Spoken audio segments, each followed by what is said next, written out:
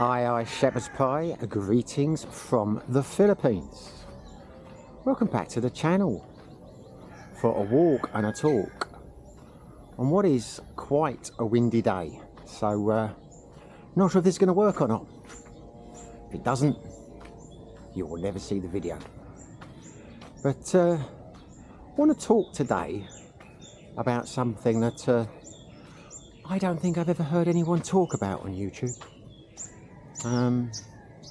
So I thought I'd talk about it, and that is how the Philippines will change you as a person.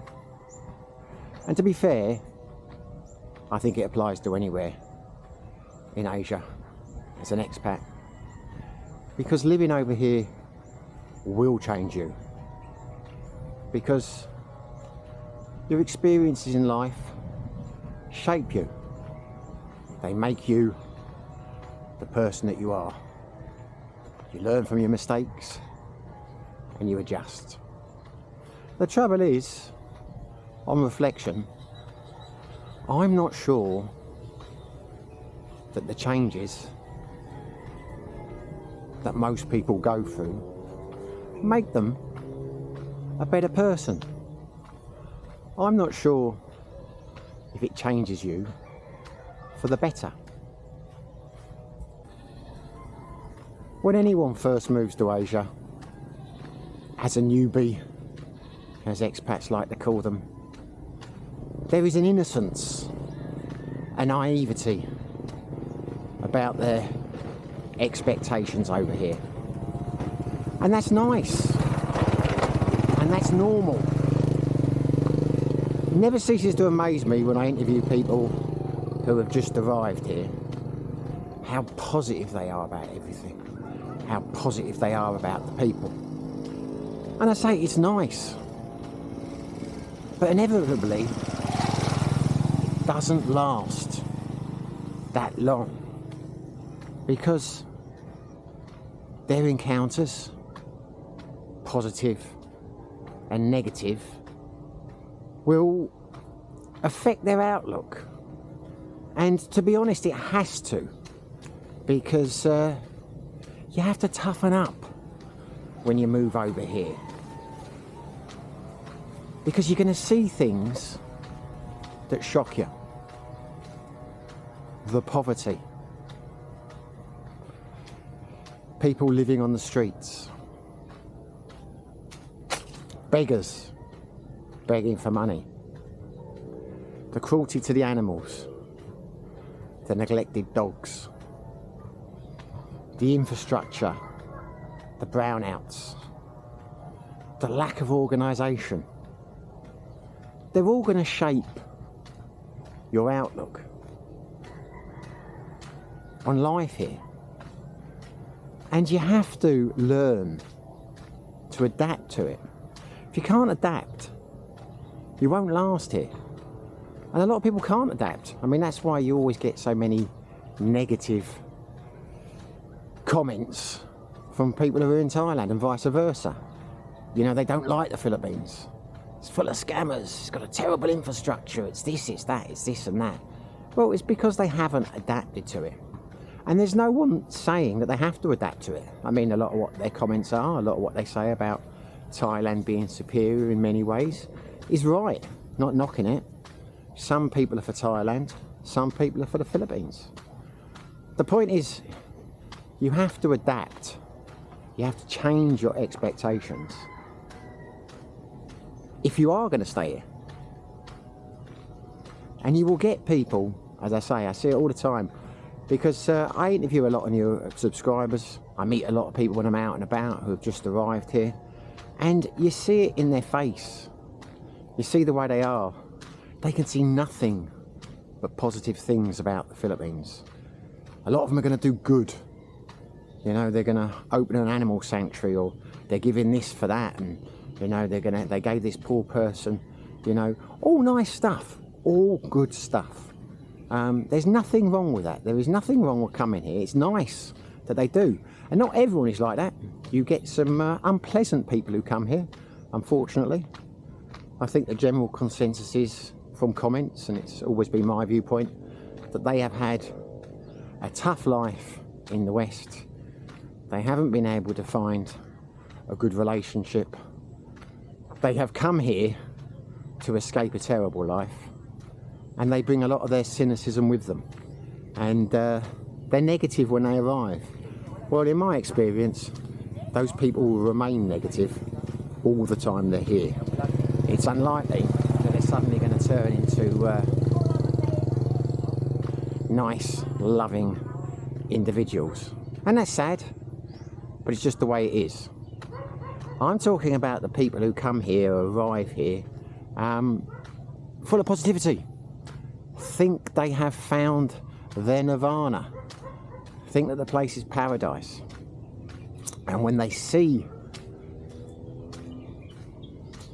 some of the negatives, the poor people, the beggars, the street people, the sick dogs, the injured animals, the cockfighting and all that kind of thing, they aspire to change it. They're going to open an animal sanctuary and all these good things. They're going to do some kind of things for the church or for charity.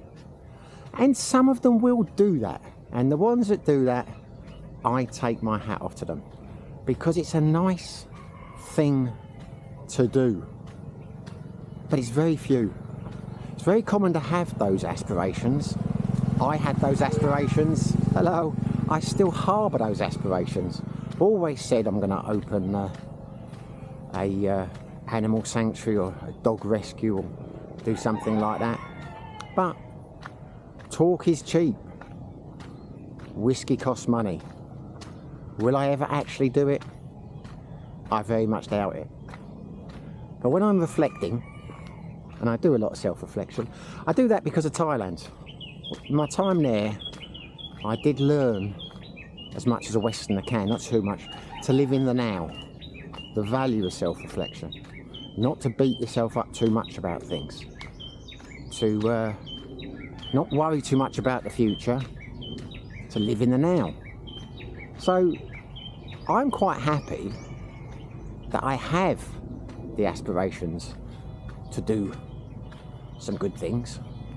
Whether I actually do them or not is irrelevant, really, in the sense I don't want to get to the stage where I don't plan or think about doing those things, or I think of those things as being futile or stupid or pointless, because that would be a negative way to be.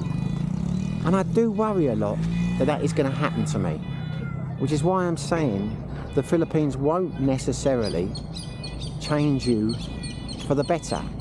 Certainly not in my experience, because you do have to change. You do have to toughen up if you're going to make it over here. Because if you don't, it's a strong probability you're going to be taken advantage of. You're going to end up overpaying for everything. You're going to end up potentially in relationships where it's all about the money and people are going to take advantage of you. You know, you're going to be taken for a mug. And you see it all the time, you know. When I meet people who come over here, they're overpaying for this, they're overpaying for that. They think they've got a great deal. They think they've met this person who's fantastic and they're doing this and that for them. And you know that they're not. Sometimes you'll mention it and you say, look, you know, they're not actually doing you a favour here. They're ripping you off. They're not as nice as you think they are. I mean, sometimes I'll say that. Sometimes I'll keep my mouth shut because I don't want to upset them, you know. But you see it. They have to learn. They have to toughen up. They have to become streetwise. I mean, some people will go on for a long period of time, maybe forever, blissfully ignorant of what's happening. Some people are so strong mentally that they can just accept that they're being taken advantage of and, you know, in the relationship they're in or whatever, and just carry on anyway. It doesn't get to them. But that's quite unusual. Sadly, what happens to a lot of people is one day they wake up and they smell the coffee. And when they smell the coffee, they either resolve not to let it happen to them again, to do things differently, or it upsets them so much they end up leaving. So I am very cognizant of the fact that you have to toughen up, you have to become streetwise, you have to learn from your mistakes, and you will make mistakes, without a shadow of a doubt. I have not really made any, touch wood, in Thailand, in the Philippines, but that's because of my learning curve in Thailand and Cambodia. You know, a lot of expats will lead you to believe that there's some magical knowledge here that you can only acquire after 10, 20, 30 years, and anyone else who hasn't been here for that period of time can't possibly know as much as they do. And I've said before, that's nonsense. You know, if you've lived in other countries in Asia, Philippines is not that different. If you've got any intelligence, within a couple of months you learn what needs to be learned, because it's basically the same. You know, it's the same scams, it's the same cons, it's the same things that you need to be wary of. You know, same rules apply in terms of buying a business, building property, all that kind of stuff. So it's healthy and it's required that you learn from your experiences and that they shape you. The trouble is, you can become too tough. You know, when I first got here, I was horrified by the street people. I thought it was dreadful that you had all these people living on the street and these poor kids, and I used to think many times when I was alone, I'd be sitting there thinking, like, what must it be like as a kid growing up with nothing, living on the street and seeing other kids with ice creams and toys and things, and you're never going to have those because your parents are street people. I thought it was heartbreaking.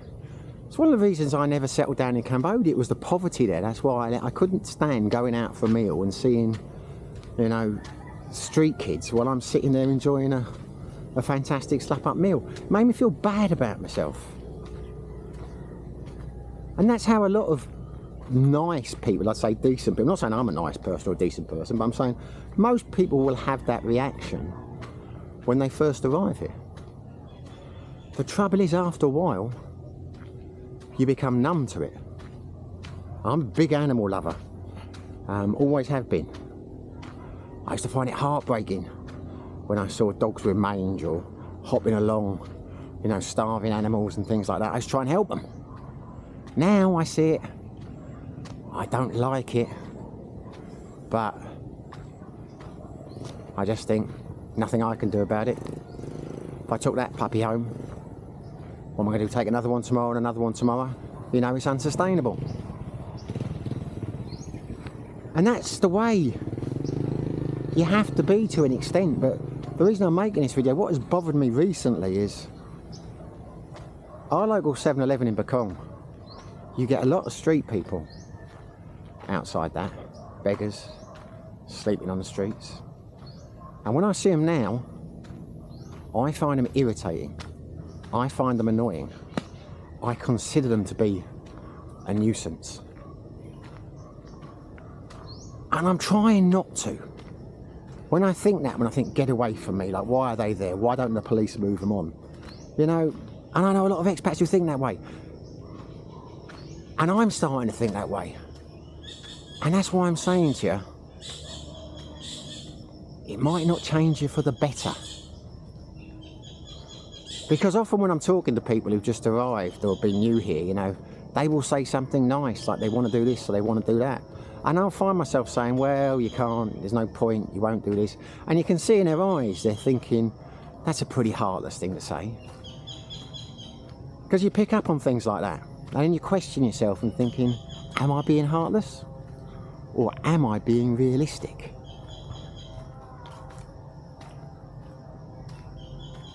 To be honest, I think as long as you question yourself, you're not too far gone. But there is a real danger when you live over a place like this, that you can become too numb to it all. you can become thoroughly unpleasant. I do know a few expats over here like that. I knew a hell of a lot in Thailand. Not friends here anyway, because I won't socialise with people like that.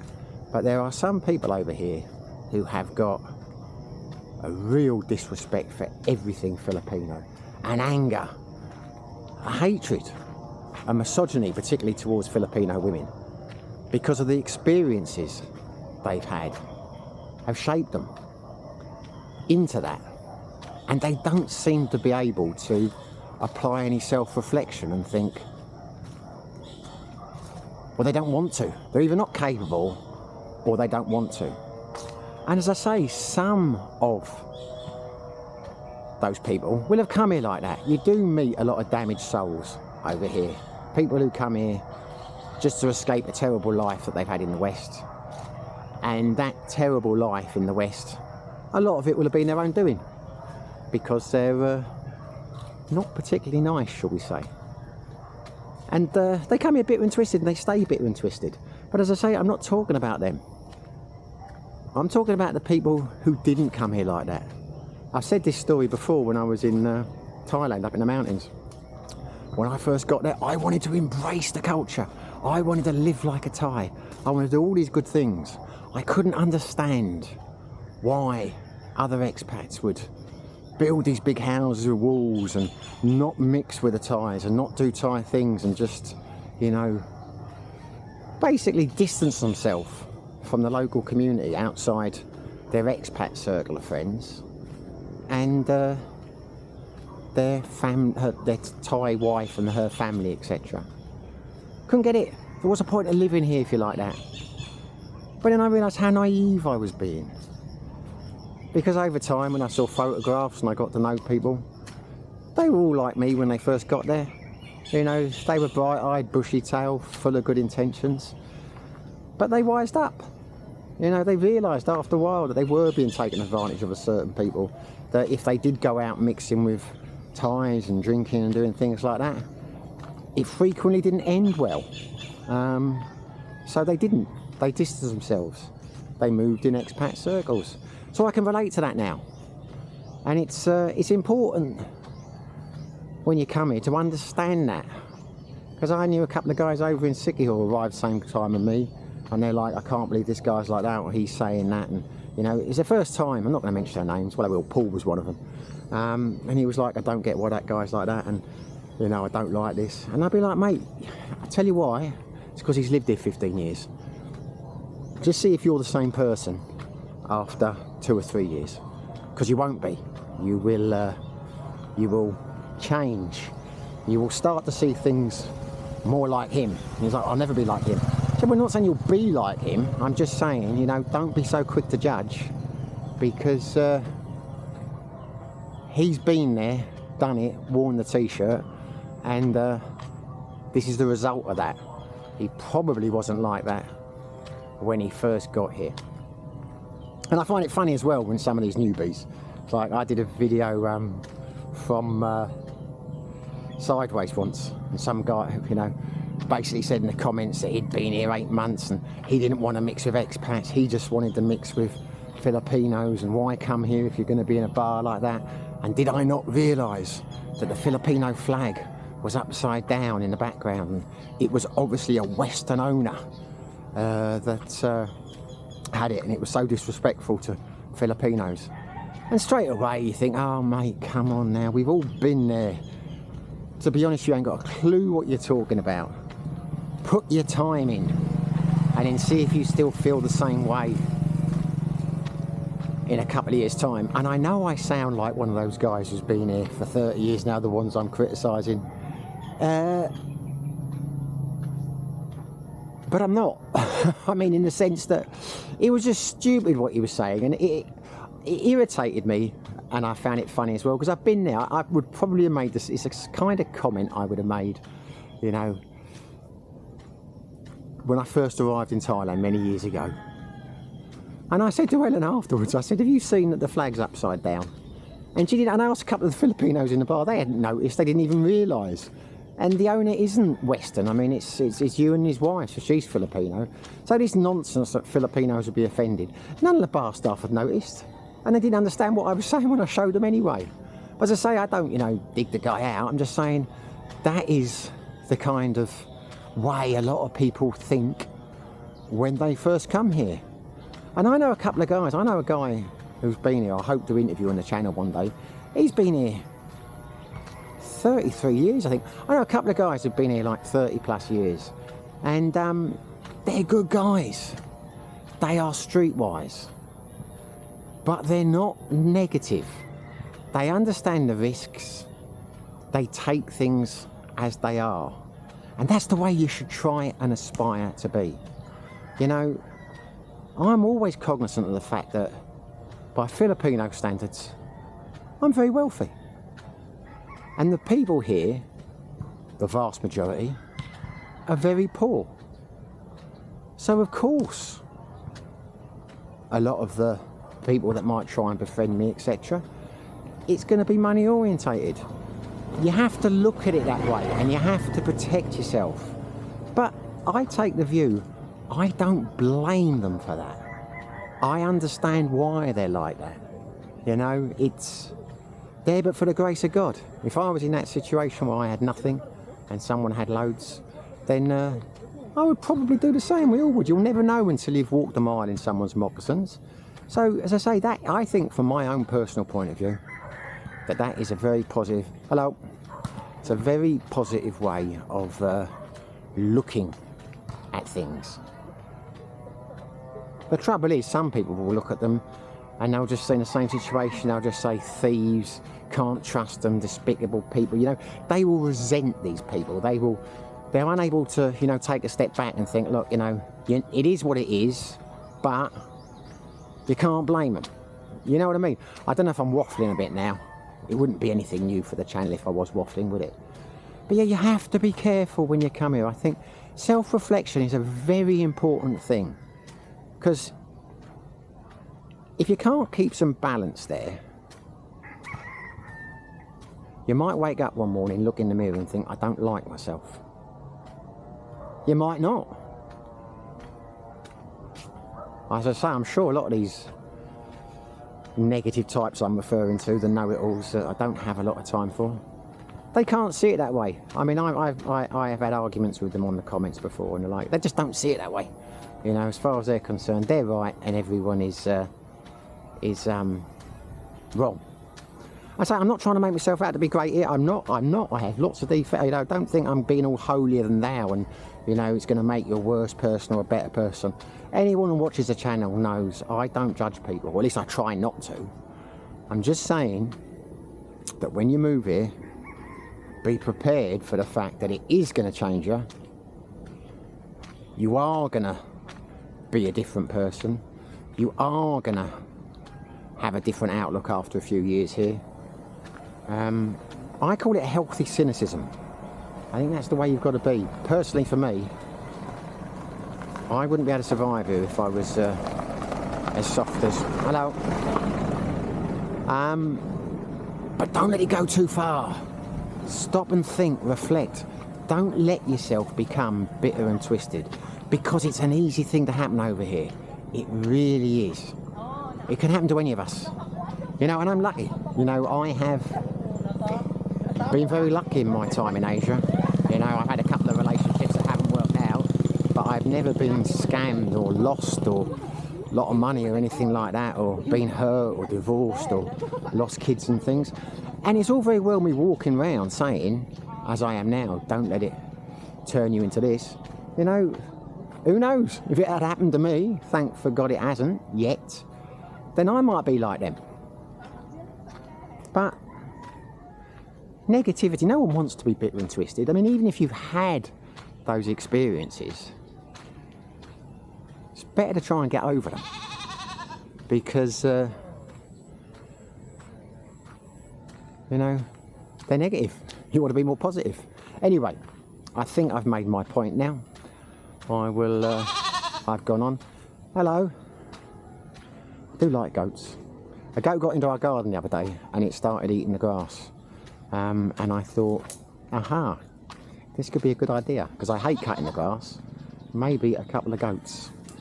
As pets, not to eat, but it might save me some grass cutting. I'm going to look into that. Anyway, there we go. I've said my piece. Just to pray, see what the point I was trying to make was, the Philippines is going to change you. It is going to change you. It's going to be a learning curve, and that's a good thing. You have to change. You have to adapt. But try and temper it. Reflect on. Classic example will be, I was going to end now, but I'm going to say so now. I did a video the other day, which was a bit of clickbait. I was open about that, where I gave the impression I had had enough of the Philippines, and I was going back to Thailand. And I got more thumbs down on that. I mean, I got a lot of views, but I'm happy with that. And I lost a few subscribers on that one, and which is fine. But it made me think, why have so many people got so upset about it? And I'll tell you why. I think my theory, rightly or wrongly, is because they're the bitter or twisted lot. They wanted to see a sob story. They wanted to see where it had all gone wrong for me and I'd been forced to leave, that I'd been forced to eat my words about staying here. Because most people saw it as a joke, you know, saw it what it was and had to laugh and a joke about it. And that's what I'm getting about. These are the people. They have had terrible experiences. They wallow in that kind of self-pity, and they wish it on others. And they've, you know, because if you do a headline on here, how terrible it is, I've been robbed, this woman's taking me for that, I'm going to lose everything, I didn't marry your family, I married you. God, people will lap that up because they seem to want the misery. Try not to be like that. Try to embrace happiness, be happy for other people. Anyway, I'll stop now because I'm sounding a bit holier than now, which is something I try to avoid. Anyway, hopefully you enjoyed the video. If you did, it would be fantastic if you smash the like button. It helps with the algorithm. If you haven't subscribed, that would make me very happy too. That would help with the algorithm. But whether you do, whether you don't, wherever you are, whatever you're doing, stay safe, be lucky.